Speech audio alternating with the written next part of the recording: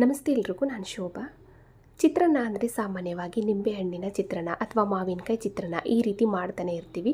ಆದರೆ ಜೀರಿಗೆ ಮೆಣಸಿನ ಚಿತ್ರಾನ್ನ ಮಾಡಿಲ್ಲ ಅಂದರೆ ಖಂಡಿತ ನೀವು ಈ ರೆಸಿಪಿನ ಟ್ರೈ ಮಾಡಿ. ತುಂಬ ರುಚಿಯಾಗಿರುತ್ತೆ. ಜೊತೆಗೆ ಶೀತ, ನೆಗಡಿ, ಕೆಮ್ಮು, ಗಂಟು ಕಡಿತ ಏನೇ ಇದ್ರೂ ಕೂಡ ಕಡಿಮೆ ಆಗುತ್ತೆ. ಇವಾಗ ಮಾಡೋ ವಿಧಾನ ನೋಡೋಣ. ಮೊದಲು ನಾವು ಈ ಜೀರಿಗೆ ಮೆಣಸಿನ ಚಿತ್ರಾನ್ನ ಮಾಡ್ಕೊಳ್ಳೋದಕ್ಕೆ ಸ್ವಲ್ಪ ಜೀರಿಗೆ ಮೆಣಸನ್ನು ಹುರ್ಕೊಂಡು ಪುಡಿ ಮಾಡಿ ಇಟ್ಕೊಳ್ಳೋದು ಅಷ್ಟೇ. ಗ್ಯಾಸ್ ಆನ್ ಮಾಡಿ ಒಂದು ಪಾತ್ರೆನ ಬಿಸಿ ಇಟ್ಟು 1 ಸ್ಪೂನ್ ಆಗುವಷ್ಟು ಜೀರಿಗೆ ಹಾಕ್ಕೊಂಡಿದ್ದೀನಿ. ಹಾಗೆ ಒಂದು ಅರ್ಧ ಸ್ಪೂನ್ ಆಗುವಷ್ಟು ಕಾಳು ಮೆಣಸನ್ನು ಕೂಡ ಹಾಕಿದ್ದೀನಿ. ಒಂದು ಸ್ವಲ್ಪ ಮೆಂತ್ಯ ಕಾಳುಗಳನ್ನು ಕೂಡ ಹಾಕ್ಕೊಳ್ಳೋಣ. ನೋಡಿ, ಹುರಿದು ಪುಡಿ ಮಾಡ್ಕೊಳ್ಳೋದಕ್ಕೆ ಇದಿಷ್ಟೇ ಪದಾರ್ಥ. ಉರಿನ ಕಡಿಮೆ ಮಾಡಿಕೊಂಡು ಜಸ್ಟ್ ನಾವು ಬಿಸಿ ಮಾಡ್ಕೋಬೇಕಷ್ಟೇ. ತುಂಬ ಕಪ್ಪಗಾಗೋ ತನಕ ಏನು ಹುರ್ಕೊಳ್ಳೋದು ಬೇಡ. ನೋಡಿ, ಈ ರೀತಿ ನಾನು ಬಿಸಿ ಮಾಡ್ಕೊಂಡಿದ್ದೀನಿ. ಇಷ್ಟ ಆದರೆ ಸಾಕು. ಇವಾಗ ಗ್ಯಾಸ್ ಆಫ್ ಮಾಡಿಕೊಂಡು ಬಿಸಿ ಆರಿದ ಮೇಲೆ ಒಂದು ಕುಟಾಣಿಗೋ ಅಥವಾ ಒಂದು ಚಿಕ್ಕ ಮಿಕ್ಸಿ ಜಾರ್ಗೋ ಹಾಕ್ಕೊಂಡು ಇದನ್ನು ಪುಡಿ ಮಾಡಿ ಹಾಗೆ ಒಂದು ಸೈಡಲ್ಲಿ ಎತ್ತಿಟ್ಕೊಳ್ಳೋಣ. ಇವಾಗ ಮತ್ತೆ ನಾನು ಅದೇ ಪಾತ್ರೆಗೆ ಸ್ವಲ್ಪ ಎಣ್ಣೆ ಹಾಕ್ತಾಯಿದ್ದೀನಿ. ಎಣ್ಣೆ ಚೆನ್ನಾಗಿ ಬಿಸಿ ಆಗಬೇಕಾದ್ರೆ ಸ್ವಲ್ಪ ಸಾಸಿವೆನ ಹಾಕೋಣ. ಸಾಸಿವೆ ಚೆನ್ನಾಗಿ ಸಿಡಿತಾ ಇದ್ದಾಗೆ ಸ್ವಲ್ಪ ಕಡಲೆ ಬೀಜನ ಹಾಕ್ತಾಯಿದ್ದೀನಿ. ನಿಮ್ಗೆ ಎಷ್ಟು ಬೇಕು ಅಷ್ಟು ಸೇರಿಸ್ಕೊಳ್ಳಿ. 1 ಸ್ಪೂನ್ ಆಗೋಷ್ಟು ಕಡಲೆಬೇಳೆ, ಹಾಗೆ ಒಂದು ಅರ್ಧ ಸ್ಪೂನ್ ಆಗುವಷ್ಟು ಉದ್ದಿನಬೇಳೆನೂ ಕೂಡ ಹಾಕ್ಕೊಂಡು ಚೆನ್ನಾಗಿ ಮಿಕ್ಸ್ ಮಾಡ್ಕೊತಾ ಫ್ರೈ ಮಾಡ್ಕೊಳ್ಳೋಣ. ಸ್ವಲ್ಪ ಕಲರ್ ಚೇಂಜ್ ಆಗಿ ಕ್ರಿಸ್ಪಿ ಆಗಬೇಕು. ಈ ರೀತಿ ಚೆನ್ನಾಗಿ ಫ್ರೈ ಮಾಡಿಕೊಂಡು ಕಡಲೆಬೇಳೆ ಮತ್ತು ಕಡಲೆ ಬೀಜನ ಸಪ್ರೇಟಾಗಾದರೂ ಎತ್ತಿಟ್ಕೋಬೋದು ಅಥವಾ ಹಾಗೆ ಕೂಡ ಮಾಡ್ಕೋಬೋದು. ಇವಾಗ ನಾನಿಲ್ಲಿ ಸಪ್ರೇಟಾಗಿ ಏನು ಎತ್ತಿಡ್ತಾ ಇಲ್ಲ.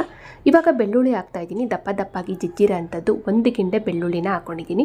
ಸ್ವಲ್ಪ ಹಸಿಮೆಣಸಿನ್ಕಾಯಿ, 1-2 ತುಂಡು ಒಣಗಿದ ಮೆಣಸಿನ್ಕಾಯಿನೂ ಕೂಡ ಹಾಕ್ಕೊಂಡು ಹಸಿ ಕರಿಬೇವಿನ ಎಲೆಗಳನ್ನ ಹಾಕ್ಕೊಳ್ಳೋಣ. ಇವಾಗ ಇದಿಷ್ಟು ಪದಾರ್ಥನೂ ಸ್ವಲ್ಪ ಚೆನ್ನಾಗಿ ಮಿಕ್ಸ್ ಮಾಡ್ಕೋಬೇಕು.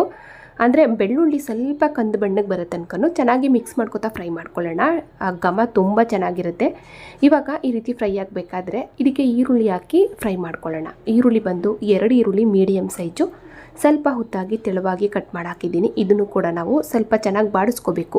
ಒಂದು ಅರ್ಧ ಭಾಗದಷ್ಟು ಈರುಳ್ಳಿ ಚೆನ್ನಾಗಿ ಫ್ರೈ ಆಗ್ತಾ ಇದ್ದಾಗೆ ಉಳಿದ ಪದಾರ್ಥನ ಸೇರಿಸೋಣ. ಉರಿನ ಆದಷ್ಟು ಮೀಡಿಯಮ್ ಟು ಲೋ ಫ್ಲೇಮಲ್ಲಿ ಅಡ್ಜಸ್ಟ್ ಮಾಡಿಕೊಂಡು ಈರುಳ್ಳಿನ ನಾವು ಚೆನ್ನಾಗಿ ಮಿಕ್ಸ್ ಮಾಡ್ಕೊತಾ ಫ್ರೈ ಮಾಡಿಕೊಂಡ್ರೆ ಆಯಿತು. ಇವಾಗ ನೋಡಿ, ಈ ರೀತಿ ಚೆನ್ನಾಗಿ ಈರುಳ್ಳಿ ಫ್ರೈ ಆಗ್ತಾ ಇದ್ದಾಗೆ ಇದಕ್ಕೆ ಟೊಮೊಟೊ ಹಾಕ್ತಾಯಿದ್ದೀನಿ. ಒಂದು ಟೊಮೊಟೊ ಮೀಡಿಯಮ್ ಸೈಜು. ಇದು ಆಪ್ಷನಲ್ ಅಷ್ಟೇ, ಹಾಕಲೇಬೇಕು ಅನ್ನೋದಿಲ್ಲ. ಹಾಕಿದರೆ ಚೆನ್ನಾಗಿರುತ್ತೆ. ಯಾಕೆಂದರೆ ನಾವು ಹುಣಸೆ ರಸನೂ ಕೂಡ ಹಾಕಬೇಕು. ಹಂಗಾಗಿ ಟೊಮೊಟೊ ಆಪ್ಷನಲ್ಲು. ನಾನಿಲ್ಲಿ 1 ಟೊಮೊಟೊನ ಹಾಕಿದ್ದೀನಿ. ಟೊಮೊಟೊ ಮೆತ್ತಗಾಗೋ ತನಕ ಫ್ರೈ ಮಾಡಿಕೊಂಡು ಇವಾಗ ಇದಕ್ಕೆ ಹುಳಿ ನೀರನ್ನು ಸೇರಿಸೋಣ. ಒಂದು ಚಿಕ್ಕ ನಿಂಬೆ ಗಾತ್ರ ಹುಣಸೆ ಹಣ್ಣನ್ನು ಸ್ವಲ್ಪ ಕಿವುಚಿ ರಸ ಮಾಡಿ ಇಟ್ಕೊಂಡಿದ್ದೆ, ಅದನ್ನು ಹಾಕಿದ್ದೀನಿ. ಹಾಗೆ 1-2 ಚಿಟಿಕೆ ಹಾಕುವಷ್ಟು ಅರಿಶಿನ ಪುಡಿನೂ ಕೂಡ ಹಾಕ್ಕೊಳ್ಳೋಣ. ಹಾಗೆ ರುಚಿಗೆ ಉಪ್ಪನ್ನು ಕೂಡ ಸೇರಿಸ್ತಾ ಇದ್ದೀನಿ. ರುಚಿಗೆ ನೀವು ರುಚಿ ನೋಡಿಕೊಂಡು ಉಪ್ಪನ್ನು ಸೇರಿಸ್ಕೊಳ್ಳಿ. ಇವಾಗ ಹುಳಿ ನೀರು ಹಾಕಿದ್ದಾಯಿತು ಮತ್ತು ಉಪ್ಪನ್ನು ಕೂಡ ಸೇರಿಸಿದ್ದಾಯಿತು. ಚೆನ್ನಾಗಿ ಮಿಕ್ಸ್ ಮಾಡ್ಕೊತಾ ಆ ಹುಳಿ ನೀರಲ್ಲಿ ಸ್ವಲ್ಪ ಹಸಿ ವಾಸನೆ ಅನ್ನೋದು ಕಡಿಮೆ ಆಗಬೇಕು. ಸ್ವಲ್ಪ ಎಣ್ಣೆ ಬಿಟ್ಟು ಕುದಿಯೋದಕ್ಕೆ ಸ್ಟಾರ್ಟ್ ಆಗಬೇಕು.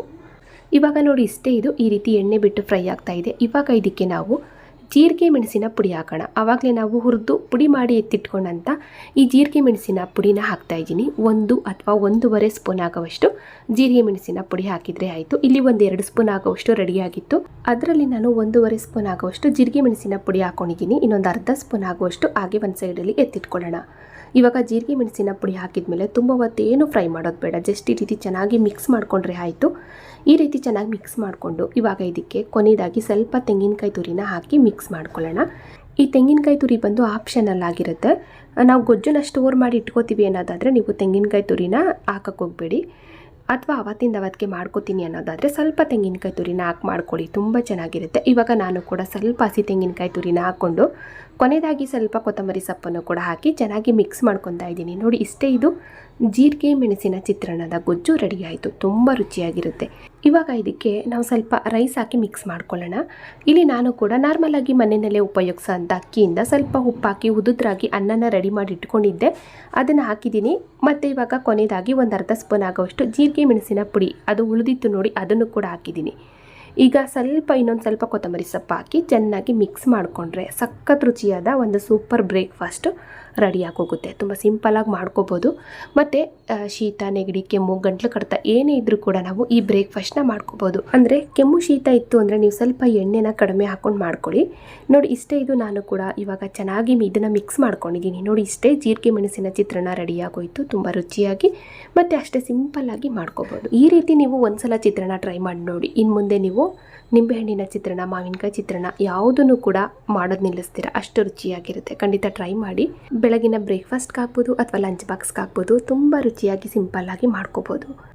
ನೋಡಿದ್ರಲ್ಲ ಫ್ರೆಂಡ್ಸ್, ಇವತ್ತಿನ ಈ ಸಿಂಪಲ್ ಆದ ಒಂದು ಬ್ರೇಕ್ಫಾಸ್ಟ್ ರೆಸಿಪಿ ನಿಮ್ಗೆಲ್ರಿಗೂ ಇಷ್ಟ ಆಯಿತು ಅನ್ಕೋತೀನಿ.